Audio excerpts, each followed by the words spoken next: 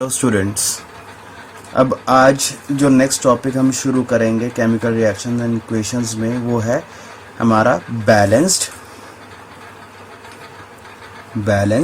And unbalanced chemical equations. ठीक है, अब बैलेंस्ड और अनबैलेंस्ड केमिकल इक्वेशंस क्या होती हैं?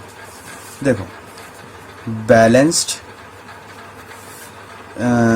केमिकल इक्वेशन क्या होती हैं? It has an equal number of atoms of different elements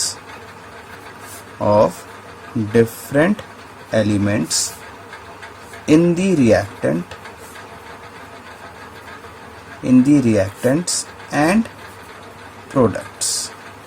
products और रिएक्टेंट्स में दोनों तरफ equal number of atoms present हो तो हम कहेंगे कि वो इक्वेशन जो है वो बैलेंस्ड केमिकल इक्वेशन है। जैसे हमने एक एग्जांपल लेके करते हैं, जैसे Zn plus H2SO4 gives ZnSO4 plus H2। ठीक है, अब इसमें हमारे पास कौन कौन से हमारे पास एलिमेंट्स यूज हुए हैं? एक तो Zn यानी जिंक यूज हुआ है, एक हाइड्रोजन, ये हमारा सल्फर हो गया, ये हमारा ऑक्सीजन हो गया। ठीक है, अब हम ये हमारी रिएक्टेंट साइड है, ये वाली साइड है जो है वो है हमारी रिएक्टेंट साइड, और ये वाली जो साइड है हमारी ये है प्रोडक्ट साइड।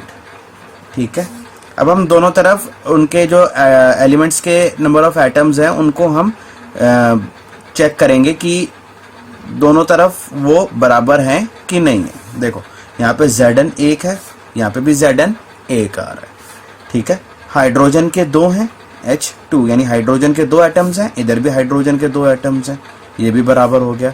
सल्फर एक है, यहाँ पे भी सल्फर एक है, ऑक्सीजन 4 है, यहाँ पे भी ऑक्सीजन 4 है।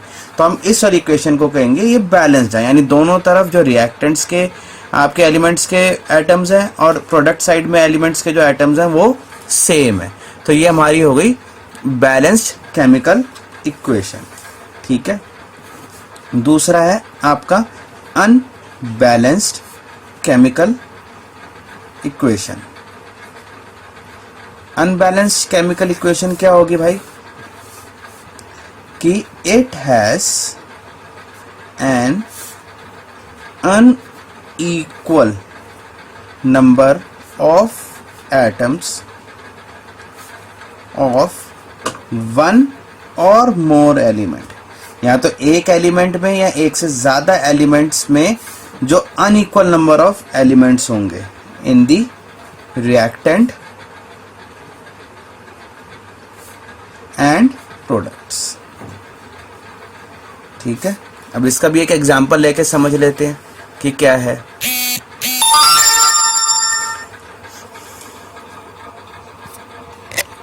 इसका भी एक एग्जांपल लेके समझ लेते हैं कि क्या बात हुई कर रहा है ये।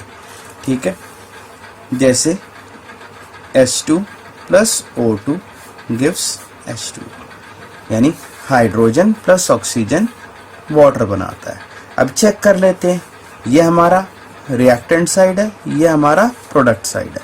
अब चेक कर लो, हाइड्रोजन के दो हैं, यहाँ पे भी हाइड्रोजन के दो हैं, हाइड्रोजन के तो बराबर है। ऑक्सीजन के यहाँ पे दो हैं पर यहाँ पे ऑक्सीजन का एक है। तो ये हमारी जो इक्वेशन होती है ये अनबैलेंस्ड हो जाती है, यानी जब हम चेक करेंगे दोनों तरफ रिएक्टेंट साइड और प्रोडक्ट साइड पे तो उनमें जो नंबर ऑफ एटम्स होंगे एलिमेंट्स के वो बराबर नहीं होंगे। ठीक है, अब इसको हम बैलेंस कैसे करेंगे? हम उसको बैलेंस कैसे करते हैं? देखो, ये सिंपल सा तरीका होता है। जैसे हमको ये दिया हुआ है, इसको लिख लेते हैं, बैलेंसिंग दी इक्वेशन। कैसे हम उसको बैलेंस करेंगे, इक्वेशन को कैसे हम बैलेंस करेंगे? अब इसको कैसे करेंगे? देखो, जैसे हमारे पास ये लिखा हुआ है H2 plus O2 gives H2। हम एट अ टाइम एक एलिमेंट को लेंगे और उस कोशिश करेंगे पहले उस एलिमेंट को दोनों तरफ बैलेंस करने की। देखो, हाइड्रोजन के यहाँ पे दो हैं, यहाँ पे भी हाइड्रोजन के दो हैं, तो हाइड्रोजन बैलेंस अभी फिलहाल के लिए बैलेंस्ड है। ऑक्सीजन यहाँ पे 2 हैं पर यहाँ पे ऑक्सीजन 1 है।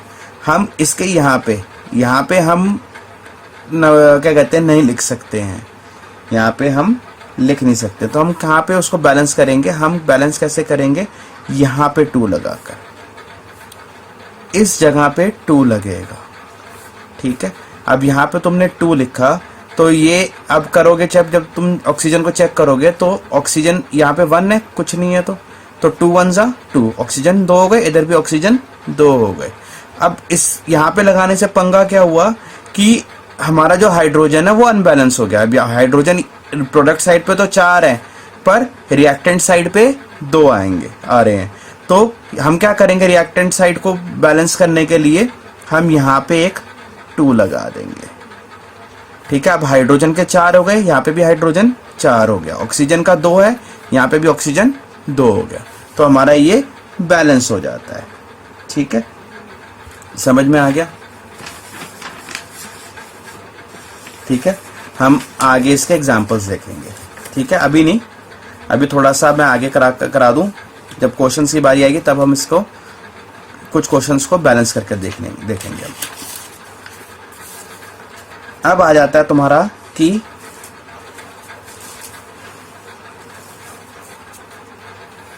हाउ टू मेक इक्वेशंस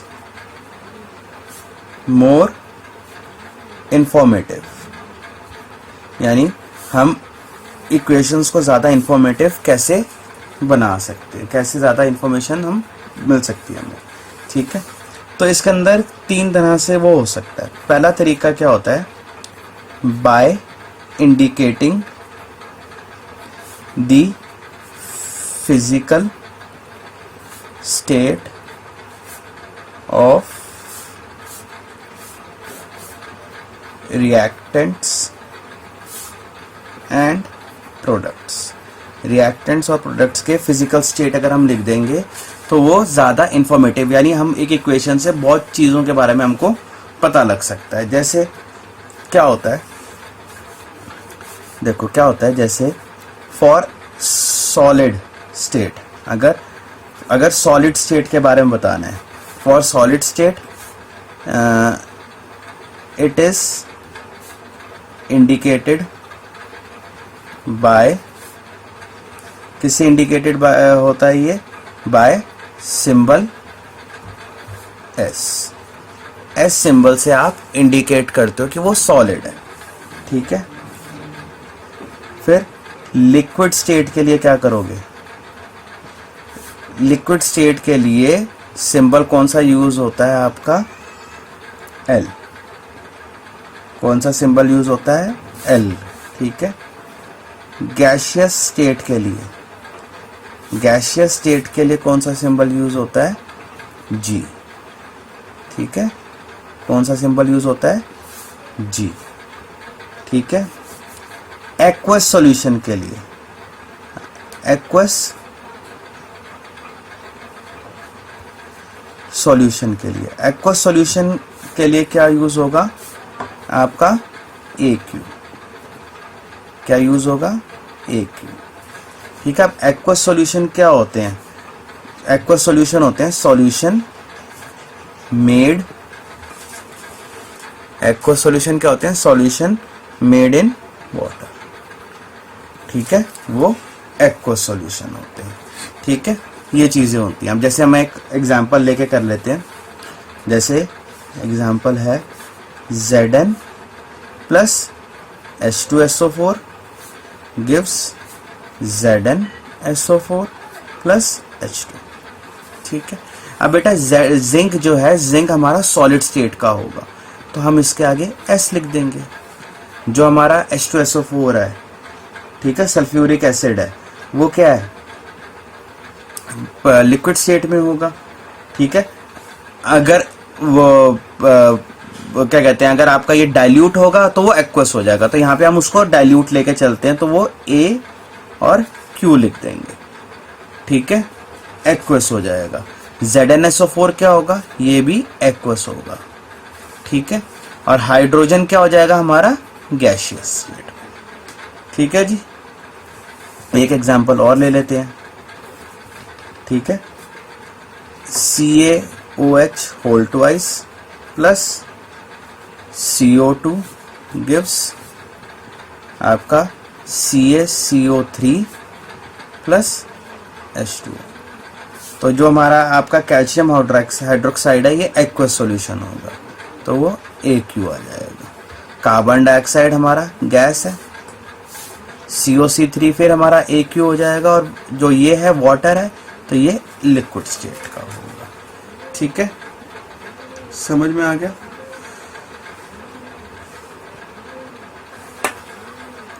ये COCO3 ये आपका सॉलिड स्टेट होगी, सॉरी ये आपकी सॉलिड स्टेट होगी, क्योंकि ये प्रेसिपिटेट्स बनेंगे, वाइट प्रेसिपिटेट्स बनेंगे।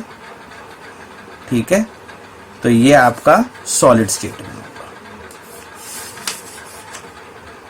ठीक है,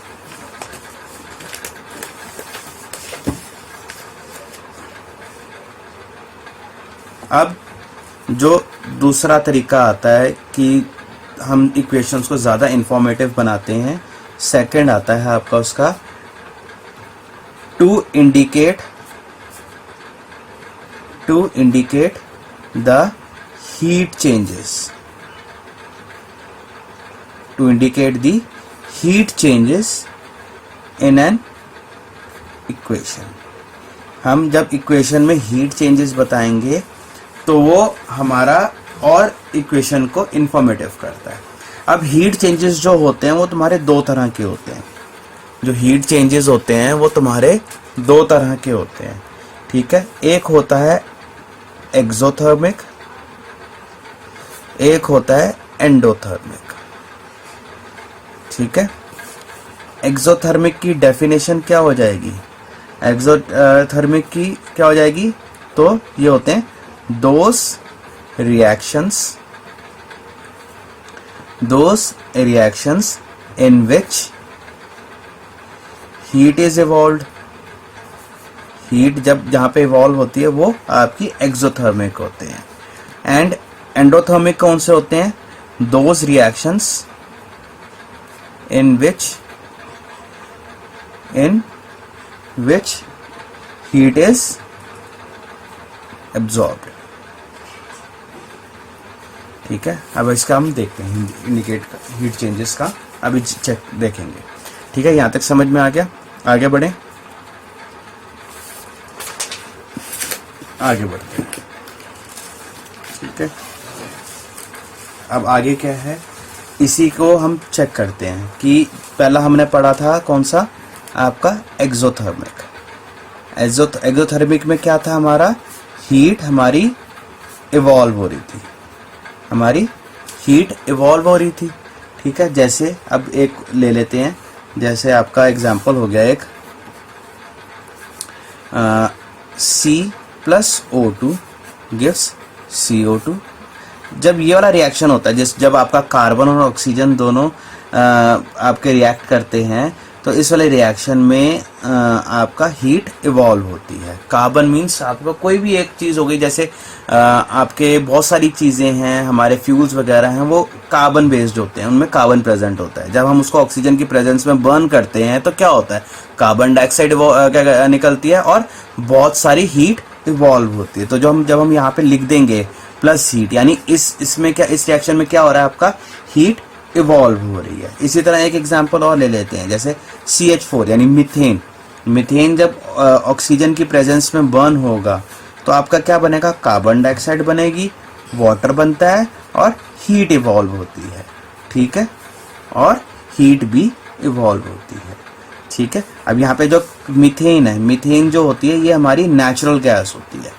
ठीक है, ये मीथेन जो होती है ये हमारी नेचुरल गैस होती है। ठीक है, अब ये इक्वेशन जो मैंने ये बताई है ये बैलेंस नहीं है। ठीक है, बैलेंस कैसे करेंगे, वही चीज तरीका करना है, हम दोनों तरफ चेक करेंगे अलग अलग हमारे एलिमेंट्स में। जैसे कार्बन यहाँ पे एक है, यहाँ पे भी एक है। ठीक है, हाइड्रोजन यहाँ पे 4 आ रहे हैं, पर बच्चे यहाँ पे हाइड्रोजन 2 आ रहे हैं, तो उसको बैलेंस करने के लिए क्या करोगे, आप यहाँ पे 2 लगा दोगे, हाइड्रोजन 2 हो गए।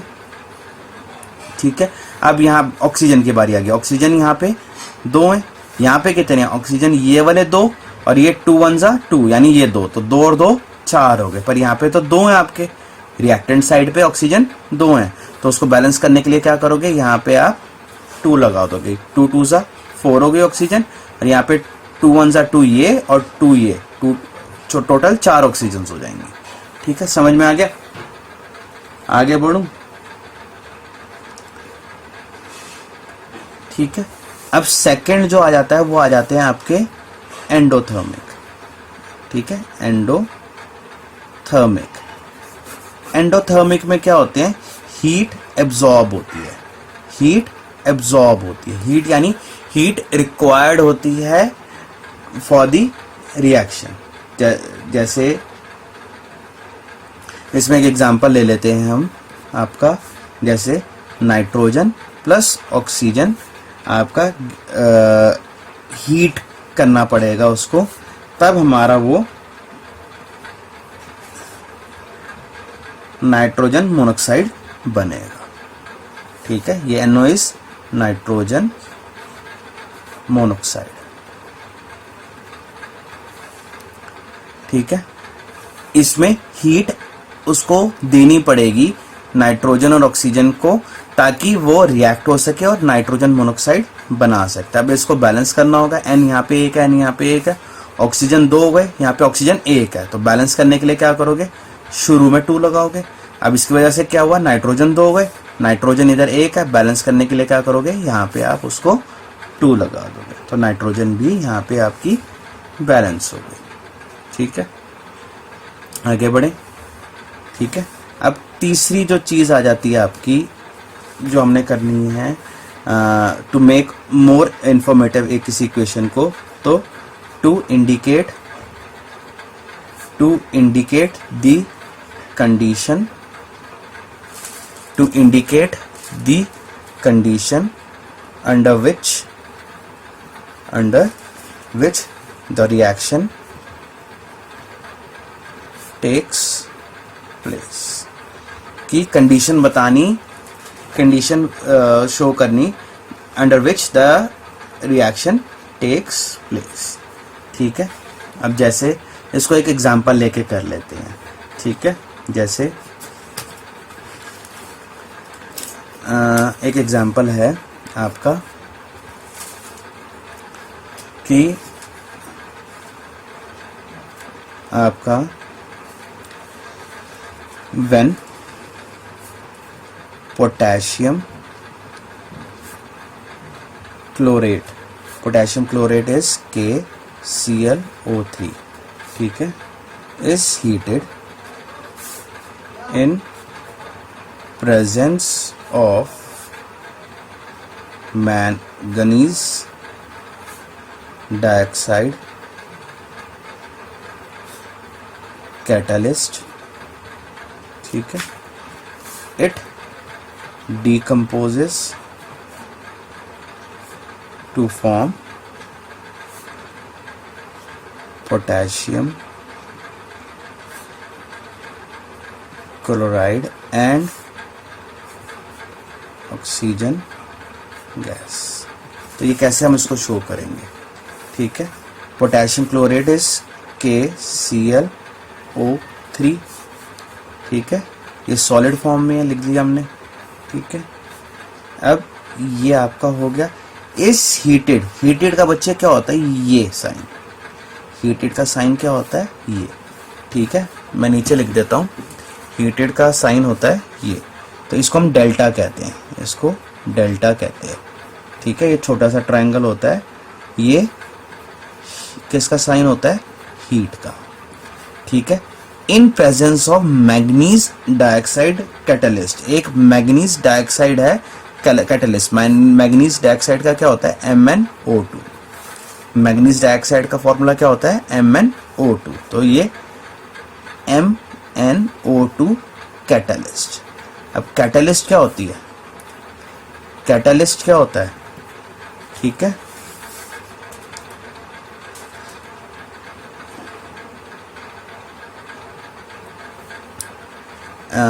कैटलिस्ट क्या होता है, in the presence of which the reaction starts. Catalyst वो चीज़ होती है जिसकी प्रेजेंस में आपका वो जो रिएक्शन है शुरू होता है, दैट इज आपका कैटलिस्ट। अब क्या बोल रहा है वो क्या बना रहा है, potassium chloride. Potassium chloride is KCl, ठीक है, potassium chloride is KCl and oxygen. अब उसको बैलेंस करना पड़ेगा, तो मैं फिलहाल उसको लिख देता हूँ कि बैलेंस कैसे हो रहा है, ठीक है। ये हो गया हमारा, ठीक है, आगे बढ़े।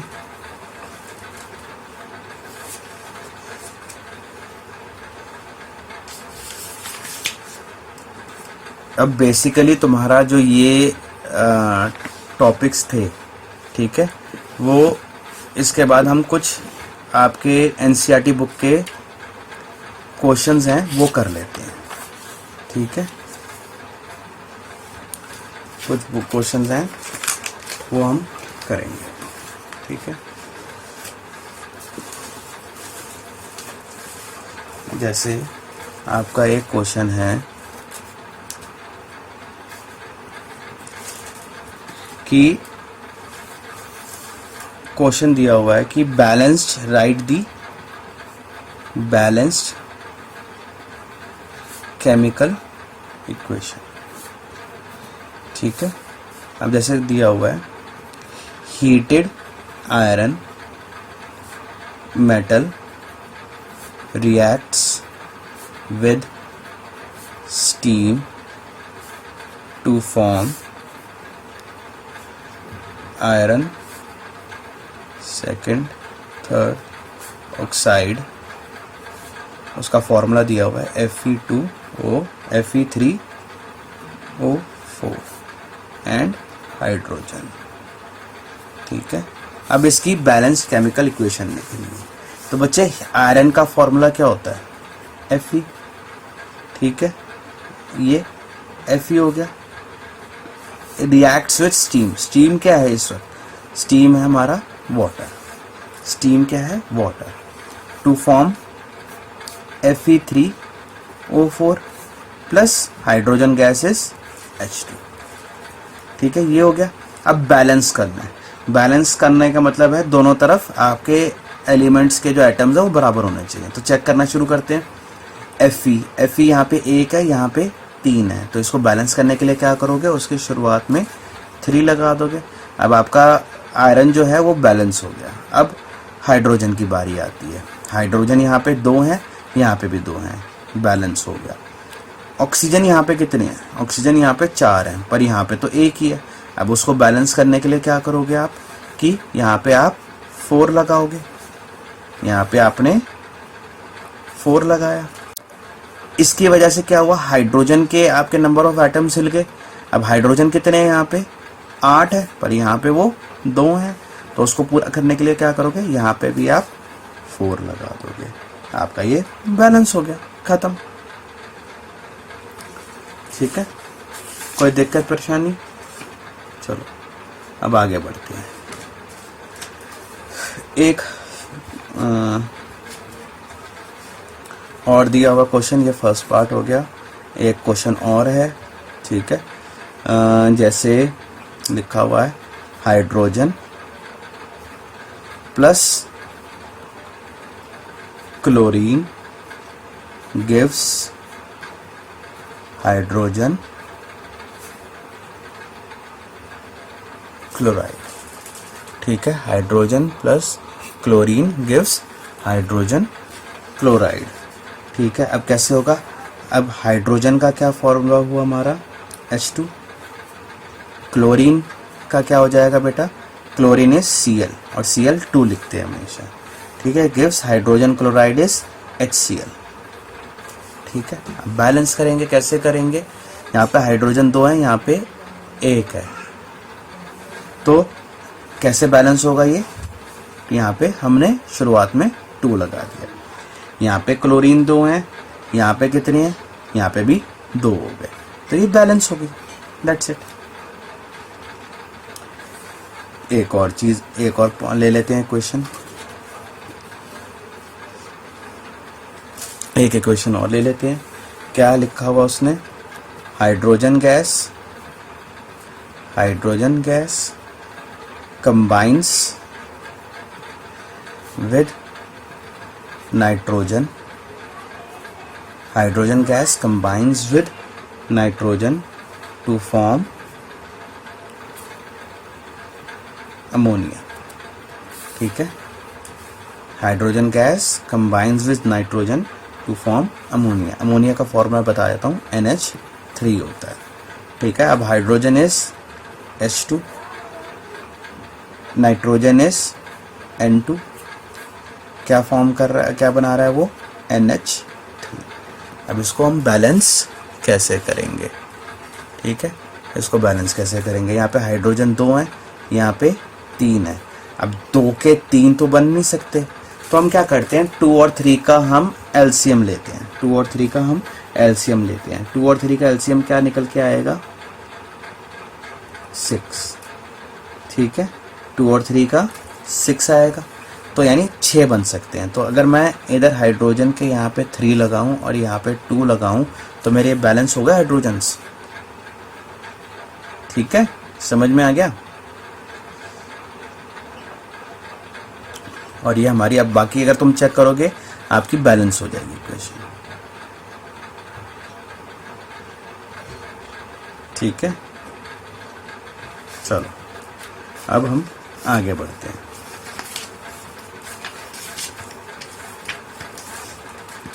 अब हमारा नेक्स्ट टॉपिक आता है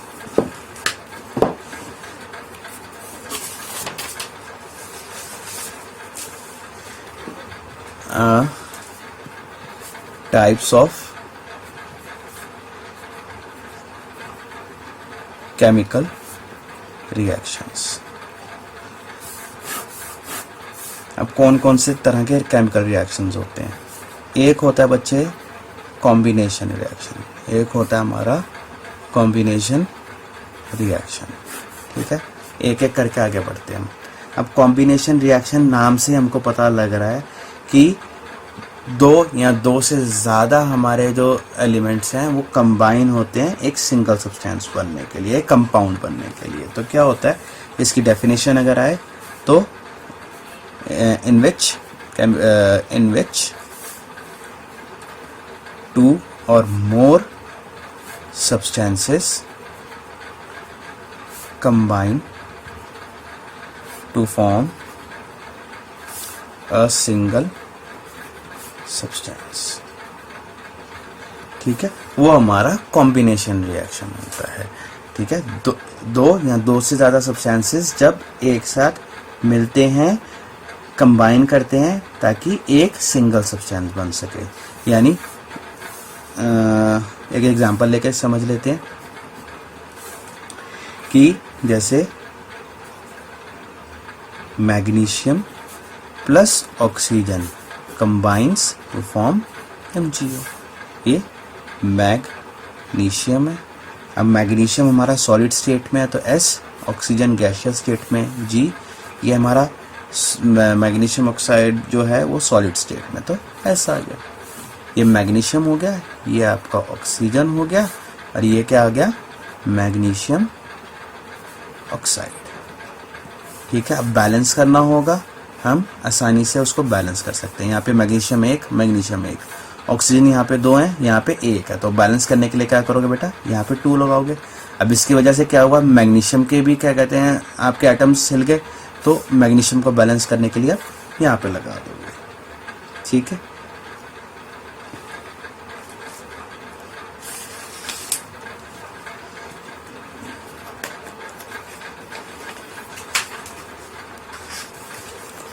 एक एग्जांपल और ले लेते हैं. जैसे ये एक एग्जांपल हो गया. ठीक है, सेकंड एग्जांपल और ले लेते हैं. इसमें क्या है, क्या लिखा हुआ है, अगर हम लिखें कैल्शियम ऑक्साइड. ठीक है, कैल्शियम ऑक्साइड क्या होता है हमारा, क्विक लाइन. ठीक है, रिएक्ट्स विग्रसली. कैल्शियम ऑक्साइड आपका oxide reacts vigorously with water to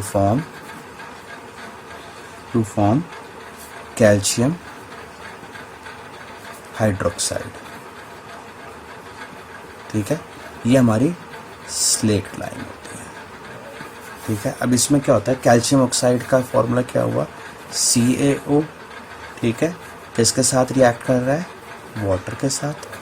ठीक है, क्या बना रहा है, स्लेट लाइन, यानी CaOH होल ट्वाइस। ठीक है,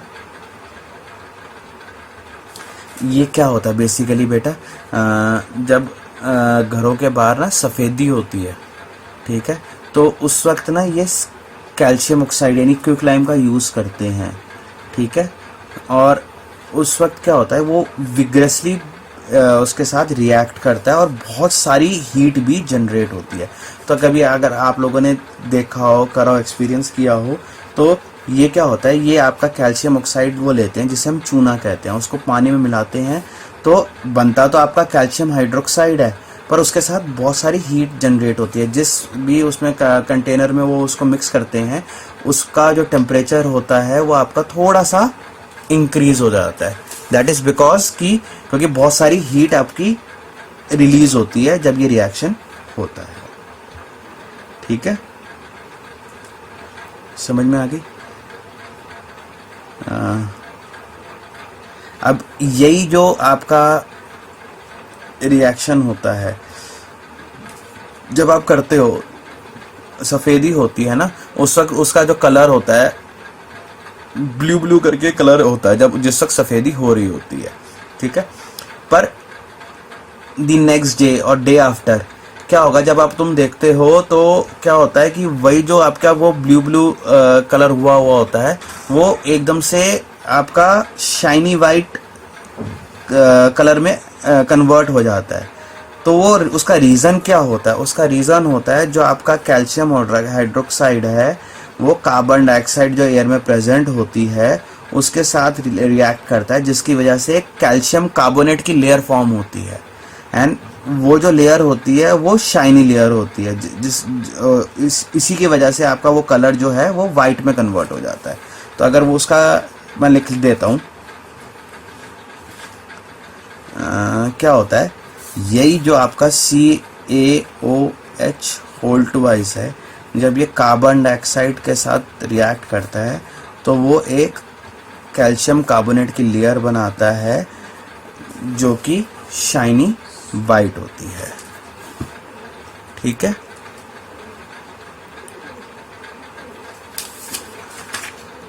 फर्दर मूव करते हैं। ठीक है,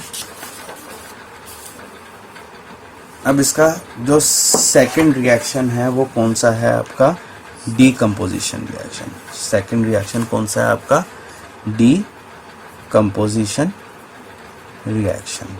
अब डीकम्पोजिशन रिएक्शन क्या होता है बेटा, डीकम्पोजिशन रिएक्शन क्या होता है, नाम से ही इसका मतलब हुआ डीकम्पोज करना यानी तोड़ना, ब्रेक करना।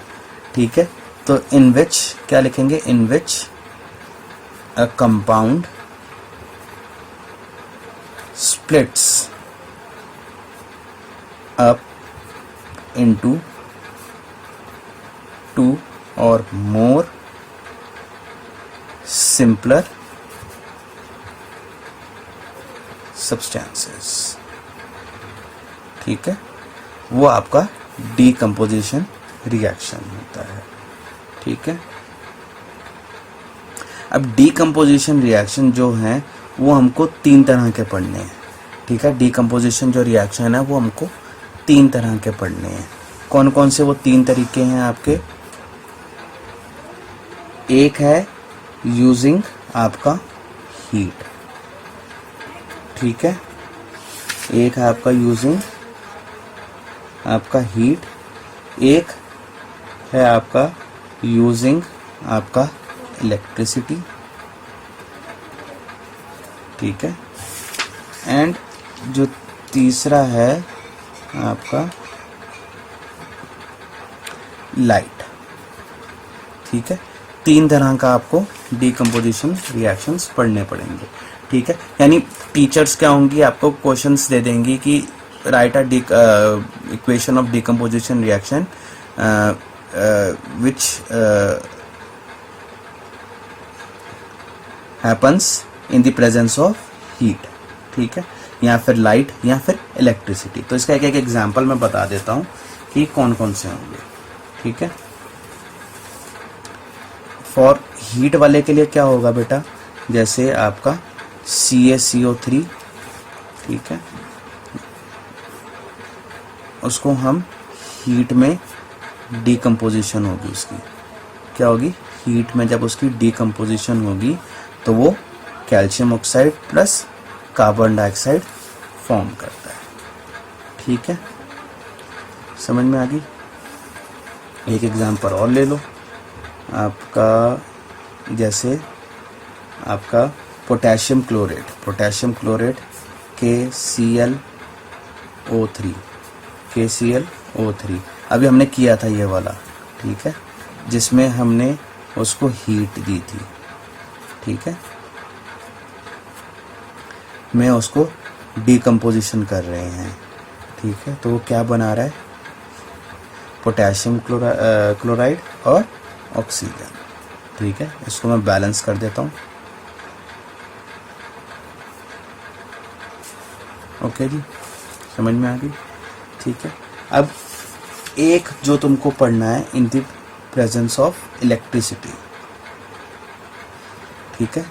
इलेक्ट्रिसिटी की प्रेजेंस वाला कैसे करेंगे कि जैसे हमारा क्या होता है, जो वाटर होता है, वाटर में जब हम इलेक्ट्रिसिटी पास कराते हैं तो हम वाटर को उसके कॉन्स्टिट्यूएंट पार्ट्स में, एलिमेंट्स में हम उसको डिवाइड कर सकते हैं। जैसे वाटर को जब तुमने डिकम्पोज किया, कैसे डिकम्पोज करोगे, जब उसमें से इलेक्ट्रिसिटी पास कराओगे, ठीक है। इलेक्ट्रिसिटी लिखकर मैंने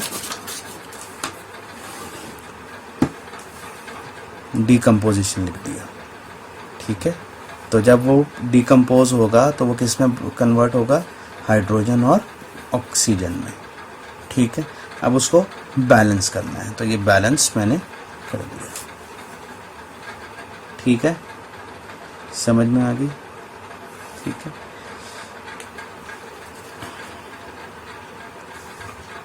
एक एग्जाम्पल और ले लेते हैं आपका,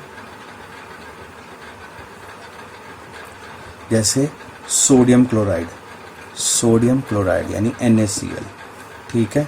जब इसमें से हम इलेक्ट्रिसिटी पास कराएंगे, ठीक है, तो वो डिकम्पोज होगा, इलेक्ट्रिसिटी पास कराएंगे तो वो डिकम्पोज होगा, ठीक है। डिकम्पोज होकर वो क्या बनेगा, 2Na + Cl2, ठीक है।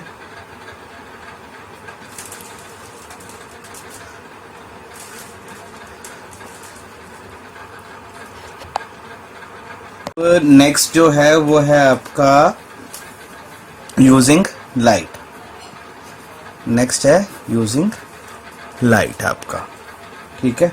और इसका एग्जांपल हो गया, जैसे जो सिल्वर क्लोराइड है 2AgCl, ये हमारा सिल्वर क्लोराइड है, ठीक है।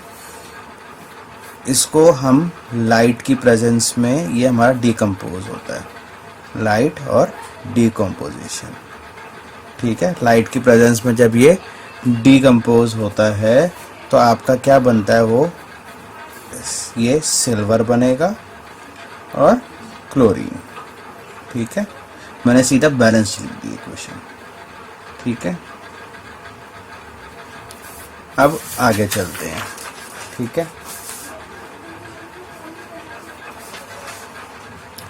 अब क्या चीज़ है इसके अंदर आपका, कि जो हमारे ये जो हमने अभी पीछे जो हमने रिएक्शन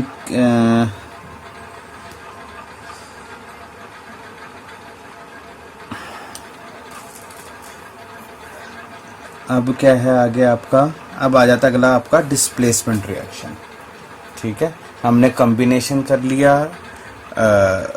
कॉम्बिनेशन रिएक्शन कर लिया, फिर उसके बाद हमने डिकम्पोजिशन रिएक्शन कर लिया। अब तीसरा आपका जो आ जाता है वो आ जाता है डिस्प्लेसमेंट रिएक्शन, ठीक है, डिस्प्लेसमेंट रिएक्शन।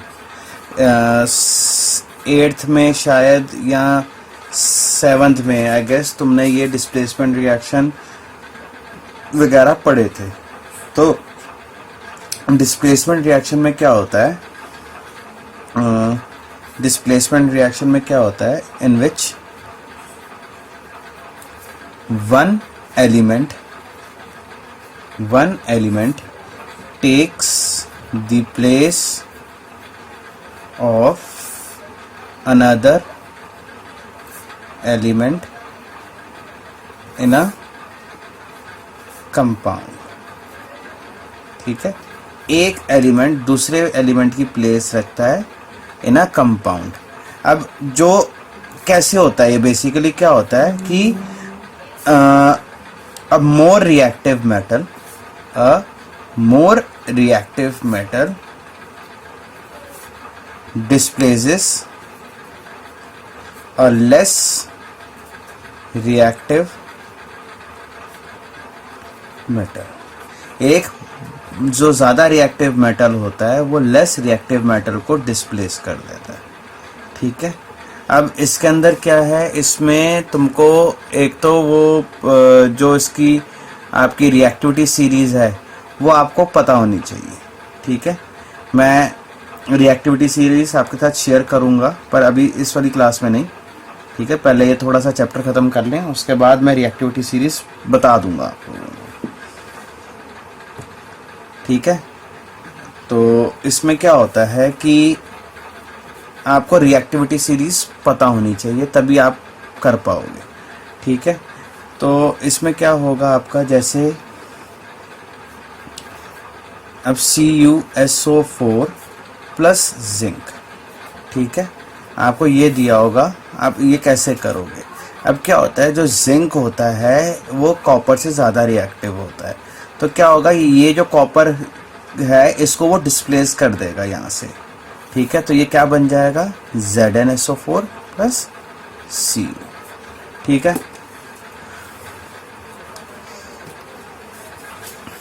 अब उसके बाद एक और क्वेश्चन देख लेते हैं, एग्जाम्पल देख लेते हैं, जैसे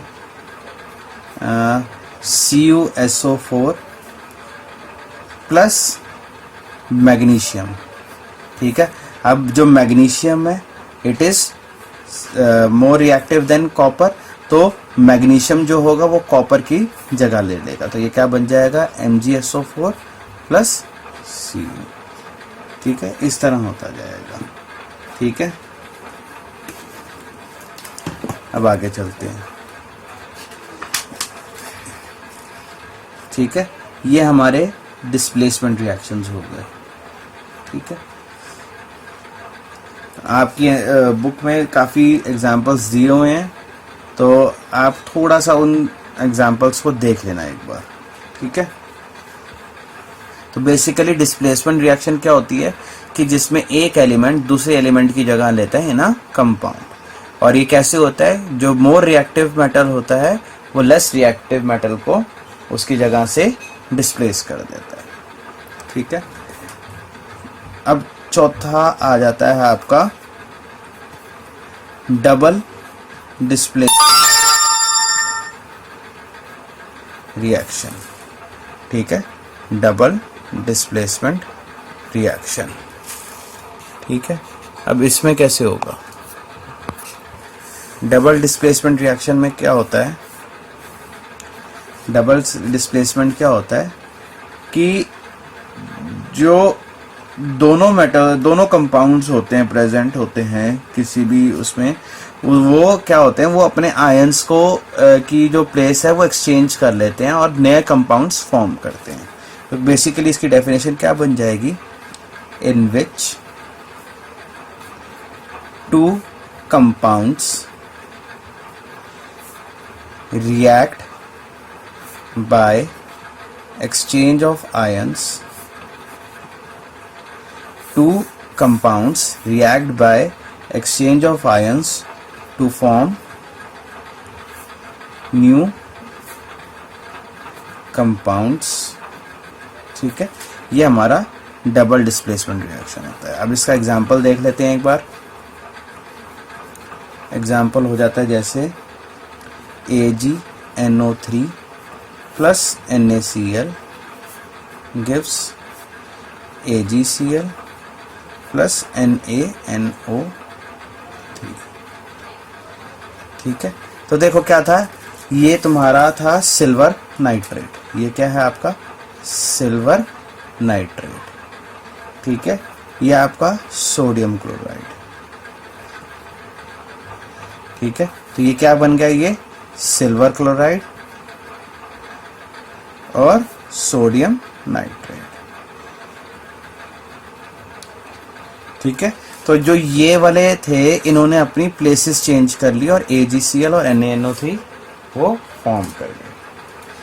ठीक है, समझ में आ गई। ठीक है,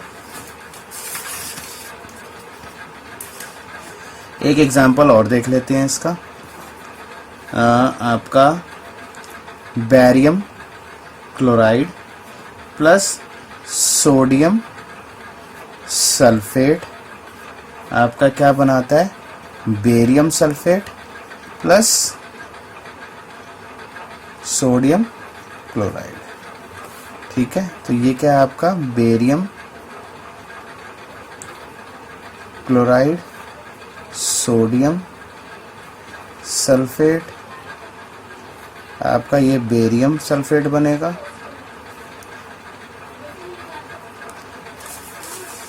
ठीक है, और सोडियम क्लोराइड बनेगा। ठीक है जी,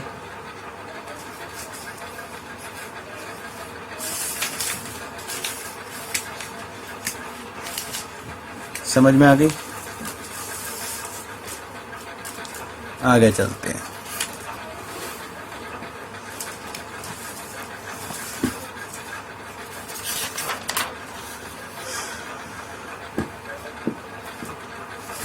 अब आगे आ जाता है आपका ऑक्सीडेशन एंड रिडक्शन। ठीक है, अब ऑक्सीडेशन रिडक्शन क्या होती है, सबसे पहले हम ऑक्सीडेशन समझ लेते हैं। ठीक है, ऑक्सीडेशन क्या होती है आपकी, देखो या तो एडिशन ऑफ ऑक्सीजन हो रहा हो, ठीक है, यानी ऑक्सीजन किसी में ऐड हो रहा हो, या फिर रिमूवल ऑफ हाइड्रोजन हो रहा हो। ठीक है, तो ये दोनों केसेस को हम ऑक्सीडेशन कहते हैं, या तो ऑक्सीजन ऐड हो रहा हो या फिर आपका हाइड्रोजन रिमूव हो रहा है किसी सब्सटेंस में, वो ऑक्सीडेशन होता है। इसी तरह रिडक्शन क्या होती है, रिडक्शन में थोड़ा इसका उल्टा हो जाएगा, यानी एडिशन ऑफ हाइड्रोजन हो रहा हो, एडिशन ऑफ हाइड्रोजन हो रहा हो, या फिर रिमूवल ऑफ ऑक्सीजन हो रहा हो। ठीक है, उसको हम रिडक्शन कहते हैं। ठीक है, एक चीज याद रखनी है, oxidation and reduction, oxidation and reduction they occur together. ठीक है, अगर किसी इक्वेशन दी होगी आपको तो उसमें अगर ऑक्सीडेशन हो रहा है तो रिडक्शन भी हो रहा होगा, अगर ऑक्सीडेशन हो रहा है तो रिडक्शन भी हो रहा होगा। ठीक है, एक एग्जांपल ले लेते हैं। ठीक है, पहले एग्जांपल से एक चीज़ समझ लेते हैं फिर आगे बढ़ेंगे। ठीक है, जैसे एग्जांपल ले लिया मैंने, जैसे CuO plus H2 gives Cu plus H2। तुमको ये इक्वेशन दे रखी है। ठीक है, अब देखो यहाँ पे अगर ध्यान दो तुम, तो ये देखो कॉपर ऑक्साइड का क्या बन रहा है, कॉपर बन रहा है, तो यानी यहाँ पे क्या हो रहा है, रिमूवल ऑफ ऑक्सीजन हो रही है, रिमूवल ऑफ ऑक्सीजन हो रही है, और रिमूवल ऑफ ऑक्सीजन को हम क्या कहते हैं, रिडक्शन। तो ये हमारा क्या पार्ट हो गया, रिडक्शन। ठीक है। अच्छा, इस जगह देखो हाइड्रोजन का क्या बन रहा है, ठीक है, उसमें ऑक्सीजन ऐड हो रहा है, यानी addition of oxygen, addition of oxygen. अब एडिशन ऑफ ऑक्सीजन को हम क्या कहते हैं, ऊपर देखो, एडिशन ऑफ ऑक्सीजन को हम क्या कहते हैं, ऑक्सीडेशन। ठीक है, तो ये हमारा ऑक्सीडेशन आ जाएगा। ठीक है, बात समझ में आ गई। ठीक है, अब एक होते हैं हमारे ऑक्सीडाइजिंग एजेंट, एक होते हैं रिड्यूसिंग एजेंट। ठीक है, अब ऑक्सीडाइजिंग एजेंट का मतलब क्या हुआ, ऑक्सीडाइजिंग एजेंट का मतलब क्या हुआ। ठीक है, तो ऑक्सीडाइजिंग एजेंट क्या होगा, which gives oxygen for oxidation. ठीक है, या तो वो ऑक्सीडाइजिंग एजेंट होगा या फिर विच रिमूव्स हाइड्रोजन, या तो वो सब्सटेंस जो कि ऑक्सीजन प्रोवाइड कर रहा है ऑक्सीडेशन के लिए, या फिर हाइड्रोजन रिमूव कर रहा है उस सब्सटेंस में से। ठीक है, वो ऑक्सीडाइजिंग एजेंट होगा। इसी तरह रिड्यूसिंग एजेंट कौन से होंगे, रिड्यूसिंग एजेंट कौन से होंगे, which gives hydrogen for oxidation, या तो वो फॉर रिडक्शन, या फिर आपका विच रिमूव्स ऑक्सीजन, या तो वो हाइड्रोजन दे रहा हो रिडक्शन के लिए, या फिर वो ऑक्सीजन रिमूव कर रहा हो। ठीक है, वो हमारा रिड्यूसिंग एजेंट होगा। ठीक है, अब जैसे अब यहाँ पे हमारा ऊपर जो हमारा है उसमें ऑक्सीडाइजिंग एजेंट कौन सा होगा,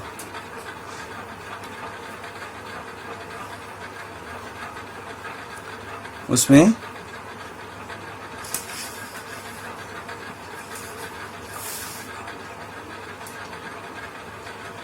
अब जैसे देखो क्या हो रहा है कि जो कॉपर ऑक्साइड है, यानी ये है, ये ऑक्सीजन दे रहा है हाइड्रोजन को। ठीक है, तो ऑक्सीडाइजिंग एजेंट कौन सा हुआ हमारा, ऑक्सीडाइजिंग एजेंट कौन सा हुआ इसमें, ऊपर वाले एग्जाम्पल में, ऊपर वाले एग्जाम्पल में ही हमने दिया। ठीक है, तो उसमें ऑक्सीडाइजिंग एजेंट कौन सा हुआ, कॉपर ऑक्साइड। ठीक है, ये हमारा ऑक्सीडाइजिंग एजेंट हुआ। ठीक है, इसी तरह रिड्यूसिंग एजेंट क्या हुआ इसमें, रिड्यूसिंग एजेंट क्या हो जाएगा हमारा कि विच रिमूव्स ऑक्सीजन। ठीक है, अब यहाँ पे हाइड्रोजन की वजह से ही ऑक्सीजन रिमूव हो रहा है, तो यहाँ पे हाइड्रोजन मेरा रिड्यूसिंग एजेंट हो जाएगा। ठीक है जी, समझ में आ गई। ठीक है, अब इसके बाद तुम्हारा सिर्फ एक टॉपिक रह जाएगा, वो भी ख़त्म करा देता हूँ मैं। ठीक है, इसके कुछ एग्जाम्पल्स वगैरह हैं, वो आप ज़रूर देखना। ठीक है, उसके बाद मैं वो एग्जाम्पल्स अगर नहीं समझ में आएंगे तो मैं करा दूँगा। ठीक है, अब जो हमारा नेक्स्ट टॉपिक है वो है आपका effect of oxidation reaction in everyday life. ठीक है, रोजमर्रा की जिंदगी में ऑक्सीडेशन रिएक्शन का क्या इफेक्ट होता है। तो देखो दो कॉमन इफेक्ट्स होते हैं उसके। पहला इफेक्ट होता है बच्चे corrosion ऑफ मेटल्स। ठीक है, पहला होता है corrosion ऑफ मेटल्स। तो corrosion क्या होती है बेसिकली? तो corrosion is the process in which metals are generally eaten up gradually, यानी धीरे धीरे करके, by the action of air, moisture, ठीक है, और chemicals on their surface। उनकी सरफेस पे धीरे धीरे एयर, मॉइस्चर और केमिकल्स की वजह से जब उनकी सरफेसेस धीरे धीरे ख़त्म होनी शुरू होती हैं, ठीक है, उसे हम करोजन कहते हैं। ठीक है, तो इसका एग्जांपल हो गया बेसिकली रस्टिंग ऑफ आयरन। जो एक ब्राउन फ्लेकी सब्सटेंस आयरन पे आ जाती है अगर आयरन बहुत देर तक ओपन में पड़ा रहे, या तुमने जनरली नोटिस किया हो कभी अगर किसी की गाड़ी कहीं पे लग जाती है और वो पेंट उतर जाता है, तो वो जहाँ से पेंट उतरता है अगर उसको हम ठीक ना करवाएं तो क्या होता है, धीरे धीरे करके वो जो हिस्सा होता है जहाँ से पेंट उखड़ा हुआ होता है वो ब्राउन हो जाता है। That is rusting of iron. ठीक है, अब इसका फॉर्मूला क्या होता है जो कि तुमको आ सकता है? इसका फॉर्मूला याद रखना, iron plus oxygen plus water, ठीक है, गिव्स। अब रस्टिंग जो है, रस्ट का जो फॉर्मूला वो याद रखो, Fe2O3.XH2O। ठीक है, तो इसको जब हम बैलेंस करेंगे तो हमारे पास ये आ जाएगा। तो इसको याद रखना है आपको। ठीक है, ये हमारा आयरन है, ये ऑक्सीजन है, ये वाटर, ठीक है, हाइड्रेटेड आयरन ऑक्साइड जो कि हमारी रस्ट होती है। ठीक है, ये हमारा करोजन है। ठीक है,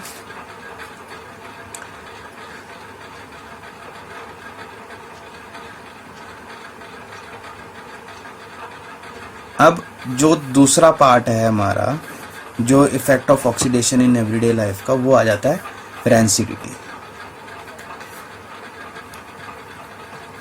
रेंसिडिटी, अब रेंसिडिटी क्या होती है बेटा? देख क्या होता है, इट इज द कंडीशन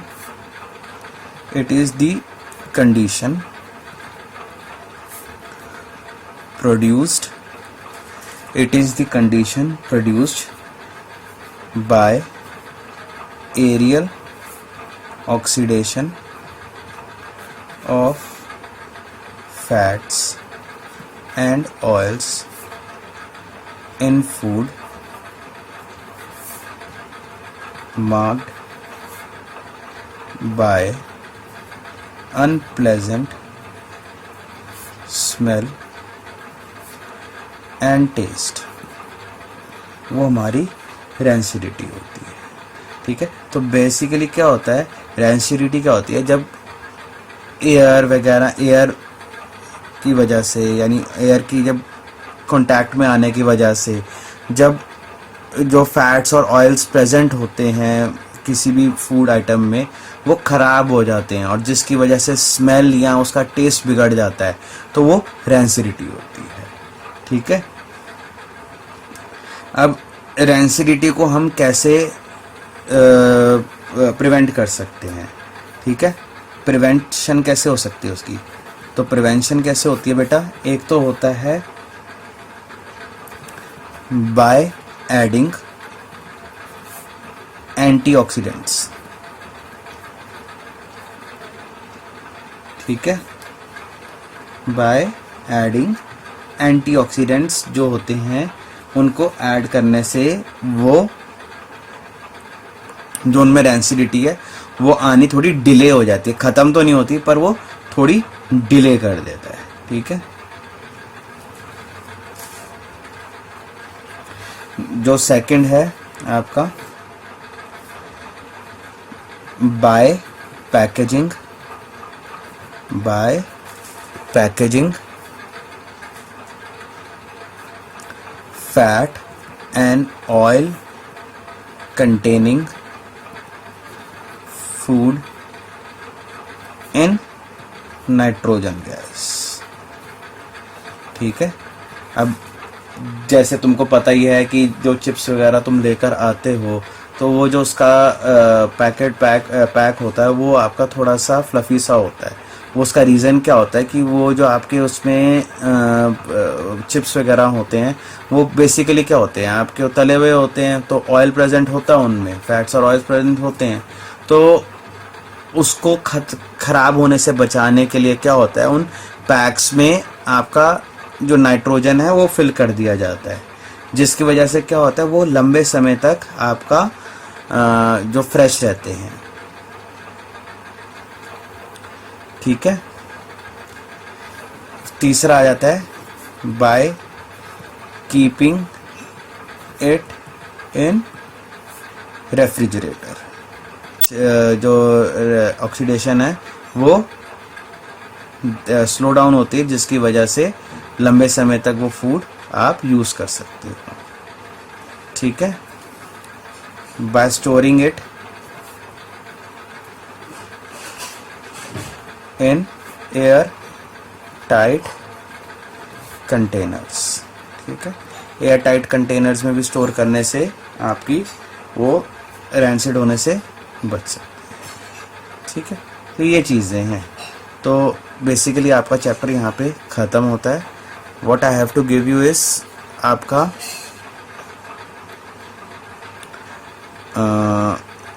जो व्हाट यू से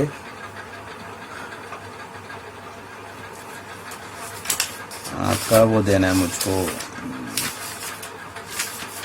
रिएक्टिविटी सीरीज आपको बतानी है। ठीक है, वो मैं इस वीडियो के एंड में आपको उसकी पिक दे दूंगा। ठीक है, ओके, चलिए ये आपकी रिएक्टिविटी सीरीज़ की टेबल है, इसको एक बारी ज़रूर देख लेना बिफोर डिस्प्लेसमेंट और डबल डिस्प्लेसमेंट के इक्वेशंस को करने से पहले। ठीक है, मैंने साइड में उसका तरीका भी मैंने बताया कि आप उसको याद कैसे करेंगे, जैसे please stop calling me a careless zebra, instead try learning how copper mercury saves gold. तो प्लीज़ का पी आपका याद होने जाना चाहिए तुम्हें पोटेशियम, स्टॉप से सोडियम, कॉलिंग का सी से कैल्शियम, मी का एम से मैग्नीशियम, ए का एल्युमिनियम, केयरलेस के सी से कार्बन, ज़ीब्रा के जेड से जिंक, इंस्टेड के आई से आयरन, ट्राई के टी से टिन, लर्निंग के एल से लेड, हाउ के एच से hydrogen, copper copper, mercury mercury, saves के एस से सिल्वर एंड गोल्ड का गोल्ड। तो ये तरीका बहुत आसान है लर्न करने के लिए। ठीक है, तो सबसे नीचे वाला जो होगा वो गोल्ड जो है वो लीस्ट रिएक्टिव है, और सबसे ऊपर जो पोटेशियम है वो हमारा मोस्ट रिएक्टिव मेटल है। ठीक है।